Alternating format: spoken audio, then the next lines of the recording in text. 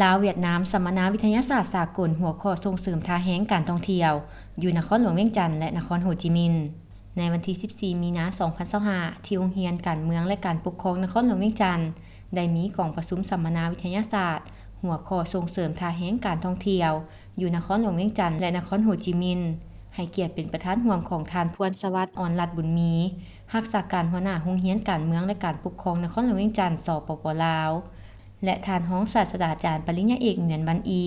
รองหัวหน้าสถาบันก่อสร้างพลังงานสสเวียดนามมีคณะผู้แทนจากสถาบันก่อสร้างพลังงานนครโฮจิมินห์คณะโรงเรียนหัวหน้าห้องการหัวหน้าแขนงรองหัวหน้าแขนงผู้ประกอบการพนักงานครูอาจารย์และนักศึกษาห้องเรียนทฤษฎีขั้นกลางรุ่นที่4เข้าร่วม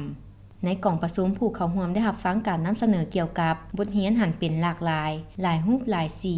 ผลิตภัณฑ์ท่องเที่ยวอยู่นครโฮจิมินห์การพัฒนาการท่องเที่ยวธรรมชาติอยู่นครหลวงเวียงจันทน์การพัฒนาการท่องเที่ยวแบบยืนยงอยู่นครโฮจิมินห์การพัฒนาบุคลากรรับใช้การท่องเที่ยวอยู่นครหลวงเวียงจันทน์การเสริมขยายท่าแฮ้งของนครโฮจิมินห์และนครหลวงเวียงจันทน์เพื่อเสริมโยงการพัฒนาการท่องเที่ยวแบบมีประสิทธิภาพและแบบยืนยง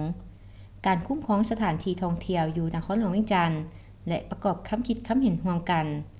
ทั้งนี้ก็เพื่อเป็นการหัดแน่นความสามัคคีพิเศษระหว่างสองชาติลาวเวียดนามเว้ารวมเว้าเฉพาะแม่นโรงเรียนการเมืองและการปกครองนครหลวงเวียงจันทน์สปป.ลาวและสถาบันก่อสร้างพลังงานนครโฮจิมินห์สสเวียดนามให้มีความหัดแน่นยิ่งขึ้นไปนอกจากนี้สถาบันก่อสร้างพลังงานสสเวียดนามยังได้มอบอุปกรณ์จำนวนหนึ่งเพื่อรับใช้เข้าในเวียกงานการเรียนการสอนและหน้าที่เวียกงานของโรงเรียนทฤษฎีการเมืองและการปกครองเป็นต้นแม่นจอ LED รวมมูลค่า100 ล้านกว่ากีบ